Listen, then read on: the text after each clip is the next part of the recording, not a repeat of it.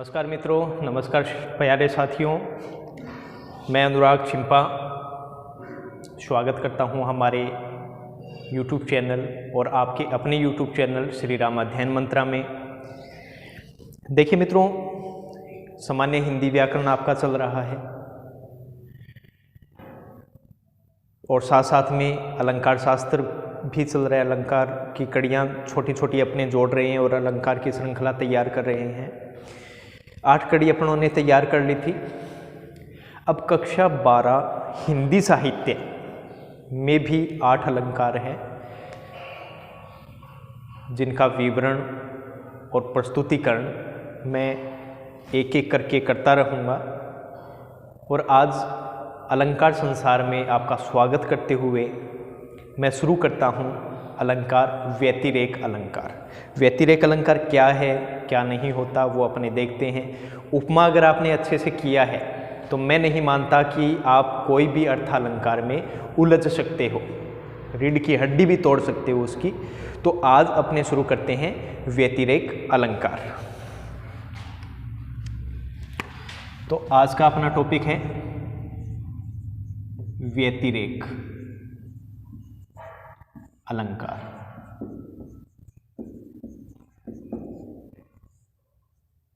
व्यतिरेक अलंकार ये सभी प्रतियोगी परीक्षाओं में काम आने वाला है, खासकर DSSS Hindi, NVS, KVS first grade, second grade में ये सिलेबस में आ जाता है और पिछली बार था। आगे का सिलेबस अभी जारी होगा। तो और कक्षा 12 के लिए, कक्षा 12 की मैं बात करूं, वो भी कौन से बच्चों की? हिंदी साहित्य के बच्चों की, अनिवार्य की नहीं, हिंदी साहित्य के बच्चों की। तो व्यतिरेक अलंकार दिया गया है। सबसे पहले इसकी परिभाषा की बात कर लेता हूँ, होता क्या है। देखिए मित्रों, उपमा अलंकार में आपने देखा कि उपमेय की उपमान के साथ समानता या तुलना करते हैं, बराबर रखते हैं दोनों को। लेकिन व्यतिरेक अलंकार में क्या होता है? उपमान, उपमेय को उपमान की अपेक्षा, या कह सकते हैं उपमेय के अंदर उपमान की अपेक्षा कोई अच्छी, या कह सकते हैं कोई भली या बुरी बात अधिक बताई जाती है। या तो कोई बुरी बात अधिक बताएंगे या भली बात है वो अच्छी बताएंगे। कहने का तात्पर्य ये कि उपमेय को उपमान से अधिक अच्छा साबित करेंगे कि भाई उपमेय ही सब कुछ है। ठीक है, तो परिभाषा इसकी देख लेते हैं क्या रहेगी।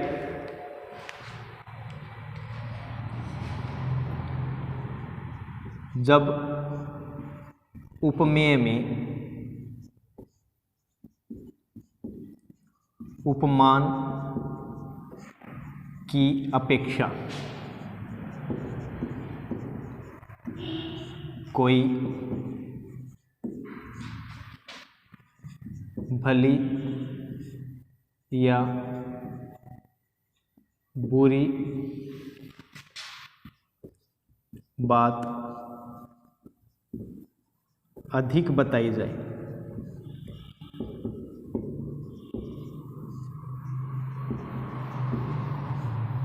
वहाँ व्यतिरेक अलंकार होता है।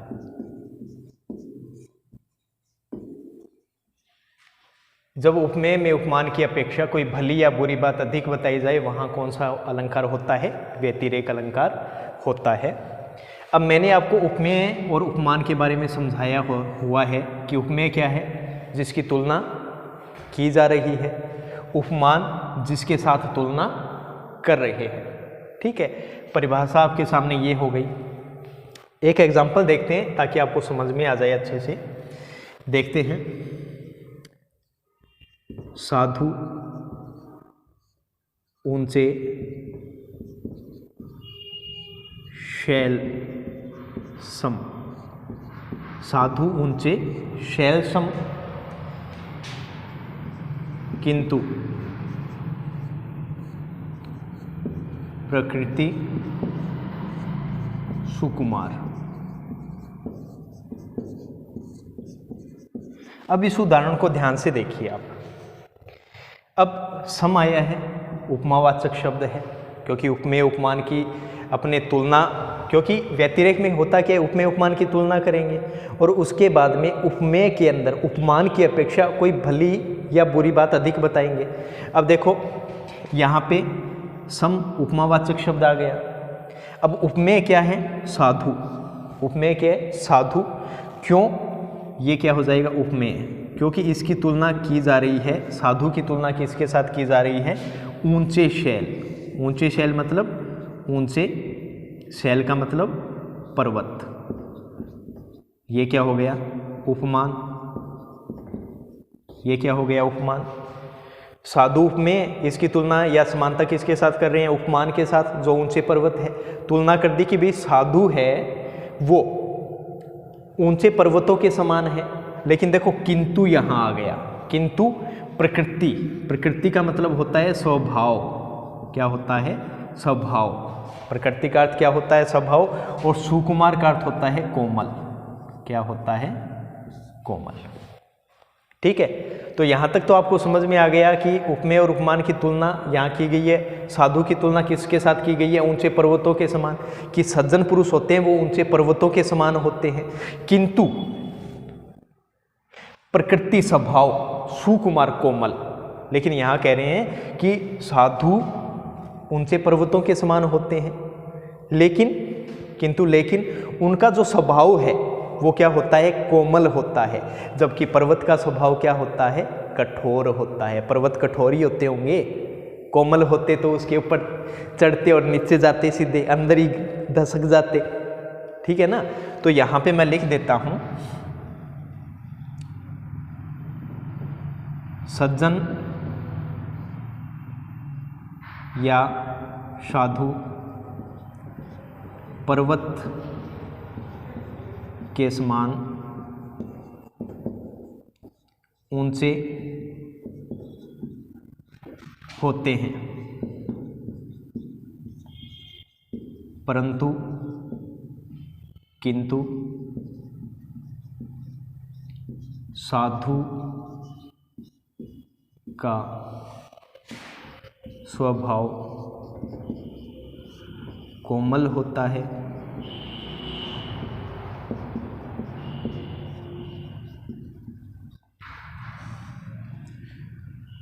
जबकि पर्वत कठोर स्वभाव, कठोर प्रकृति के होते हैं।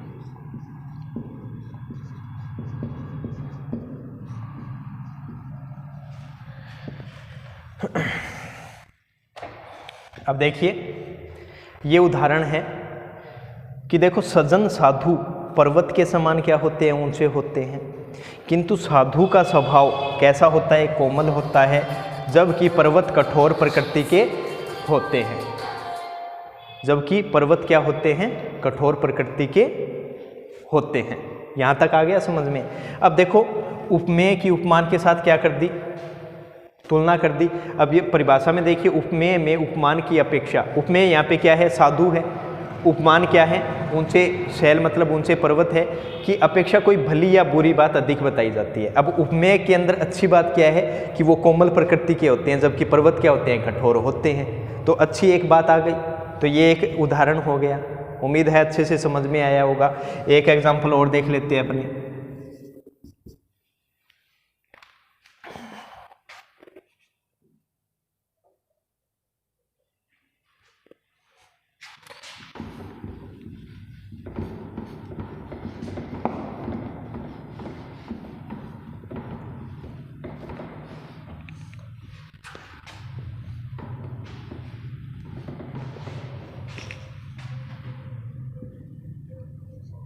अगला देखिए,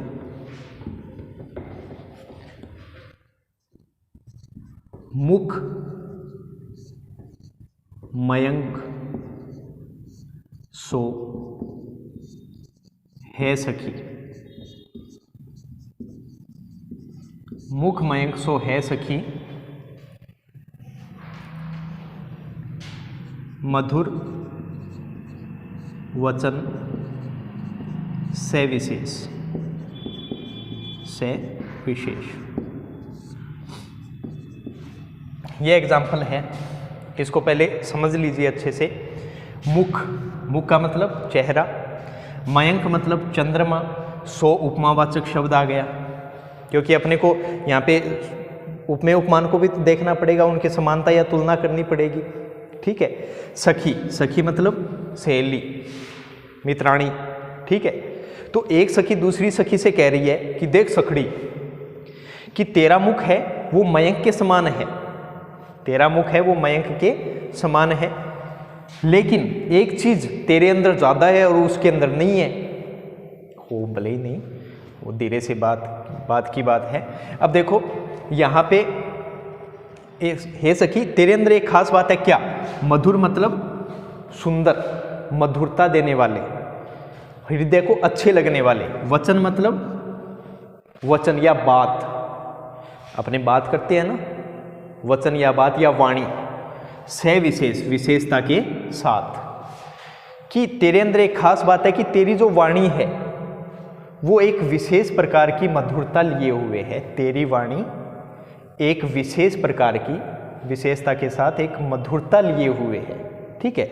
अब इसमें सखी क्या कह रही है? अब इसमें क्या हो जाएगा, यहां मुख को चंद्रमा के समान बताया गया है। यहां मुख को चंद्रमा के समान बताया गया है। मुख क्या हो गया? उपमेय। क्या है उपमेय? आपको पता ही है। ठीक है। मयंक का अर्थ होता है चंद्रमा, ये क्या हो गया? उपमान। मयंक का अर्थ क्या होता है? चंद्रमा। ठीक है। ये उपमावाचक शब्द है, इससे कोई लेना देना नहीं, उपमावाचक शब्द हो गया। मधुर मतलब वचन का अर्थ वाणी, विशेषता के साथ, विशेषता के साथ। मधुर का अर्थ क्या हो जाएगा? मधुरता लिए हुए, मधुरता लिए हुए। तो उपमेय क्या है यहाँ पे? मुख। उपमान क्या है? मयंक। ये उपमावाचक शब्द हो गया। तो यहां मुख को चंद्रमा के समान बताया गया है, लेकिन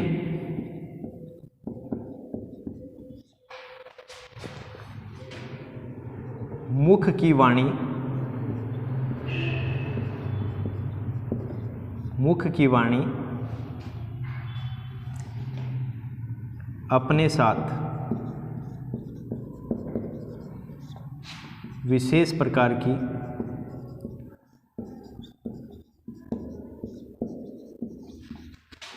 मधुरता लिए हुए है, लिए हुए है। ये जबकि चंद्रमा के पास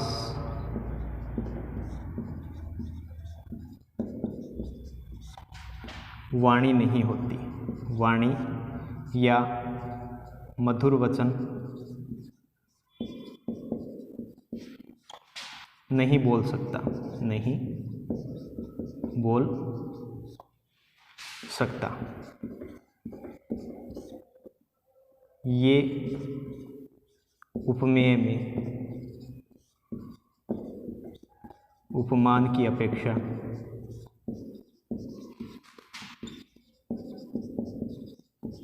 अच्छी बात है, अच्छी बात है। देखिए यहाँ मुख को चंद्रमा के समान बताया गया है, लेकिन मुख की वाणी अपने साथ विशेष प्रकार की मधुरता लिए हुए है, जबकि चंद्रमा के पास वाणी मधुर वचन नहीं बोल सकता, जबकि चंद्रमा के पास मधुर वाणी या मधुर वचन नहीं होते। ये उपमेय में उपमान की अपेक्षा अच्छी बात है। ठीक है।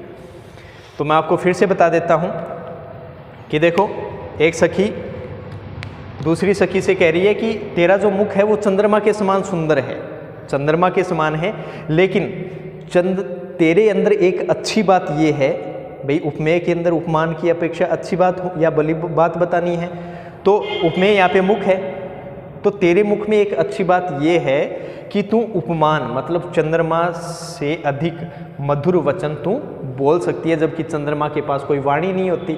हाँ, तुम समान तो हो, लेकिन तुम्हारे अंदर एक अच्छी बात ये है कि तुम्हारी जो वाणी है एक विशेषता, मधुर विशेषता लिए है, जबकि चंद्रमा बोल ही नहीं पाता। ये उपमेय में उपमान की अपेक्षा एक अच्छी बात हो गई। ये तो जानती हो चंद्रमा नहीं बोल सकता, लेकिन सखी एक अच्छी वाणी बोल सकती है। ये उपमेय में उपमान की अपेक्षा। ठीक है, 2 उदाहरण आपके हो गए, अच्छे से समझ में आए होंगे। चलो एक एग्जाम्पल और बता देता हूँ इसका।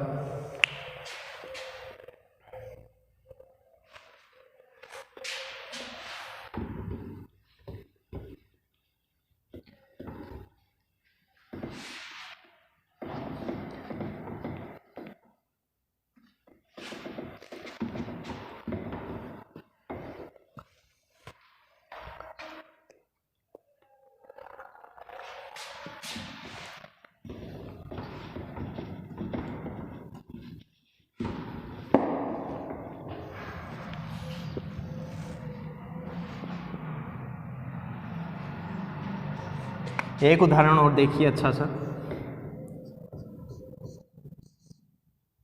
का सरवरी, का सरवरी तेहि देऊं मयंका, का सरवरी तेहि देऊं मयंका,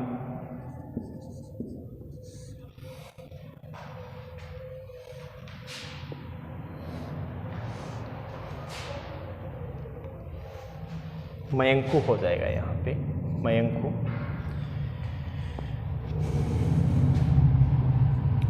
चांद कलंकी वह निकलंकु।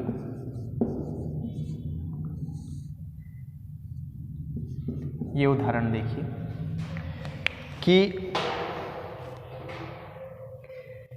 अब जो कवि है वो नायिका के चेहरे मतलब उपमेय की तुलना मयंकु मतलब चंद्रमा के साथ कर रहा है। सरवरी मतलब तुलना करना, उपमा देना। चांद कलंकी, चांद मतलब चंद्रमा, कलंकी मतलब कलंक वाला, वह निकलंक मतलब बिना कलंक के, बिना कलंक के, और कलंक उपमा। अब कवि है वो क्या कह रहा है कि का सरवरी तेहि देऊं मयंकु। तो का मतलब क्या, सरवरी मतलब उपमा, देऊं मयंकु मतलब चंद्रमा के साथ। एक कवि नायिका को कह रहा है कि मैं तुम्हारे चेहरे मतलब उपमेय की उपमान चंद्रमा के साथ उपमा कैसे कर सकता हूँ, कि मैं तुम्हारे चेहरे की उपमा चंद्रमा के साथ कैसे कर सकता हूँ। तो चंद्रमा यहाँ उपमान हो गया और चेहरा यहाँ दे नहीं रखा, लेकिन वो कह रहा है क्योंकि चंद्रमा के समान ही चेहरा होता है। तो जो चेहरा है उसके साथ चंद्रमा के साथ उपमा कैसे कर सकता हूँ, चंद्रमा यहाँ उपमान हो गया और चेहरा है वो उपमेय हो गया। अब उपमेय उपमान की समानता हो रही है, लेकिन अच्छी बात कवि क्या कह रहा है कि मैं क्यों नहीं दे सकता, क्यों उपमा नहीं दे सकता, क्यों, क्योंकि चांद कलंकी, क्योंकि चांद के ऊपर तो कलंक है, वह निकलंकु, और जो नायिका का चेहरा है वो निकलंकु मतलब बिना कलंक के है, उस पर कोई काला दाग नहीं है, वो एकदम पूर्णिमा के चंद्रमा के समान है। चांद पे आपने कलंक देखा होगा, बूढ़ी माई वो काटती रहती है, आप चरखा काटती रहती है, वही कहते हो ना, वही है। अब देखते हैं, अब इसमें क्या है, कवि नायिका को कहता है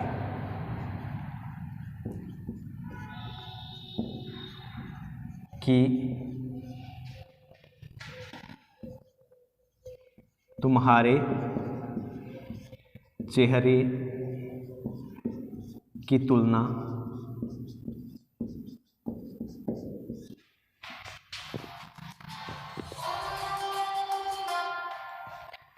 कवि नायिका को कहता है कि तुम्हारे चेहरे की तुलना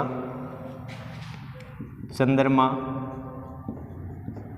से कैसे कर सकता हूँ, कैसे कर सकता हूँ,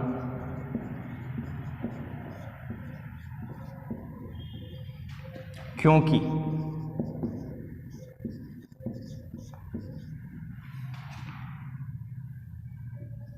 उसके ऊपर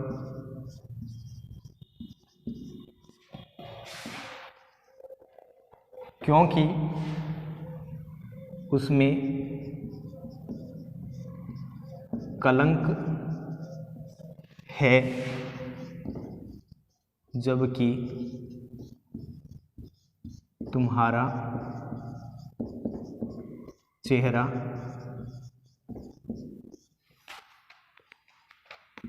कलंक रहित है, रहित है। अब देखो उपमान क्या हो गया, चंद्रमा, ये क्या है उपमान, और नायिका का जो चेहरा है वो क्या है, उपमेय।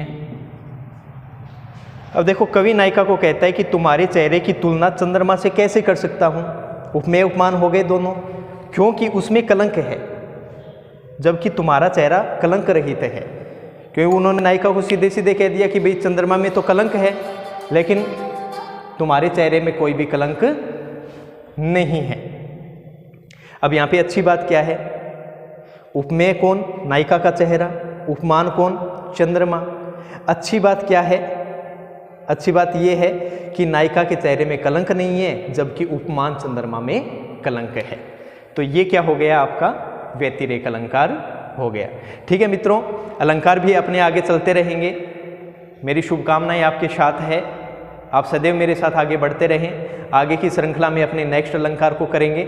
ठीक है मित्रों, जय हिंद, जय भारत।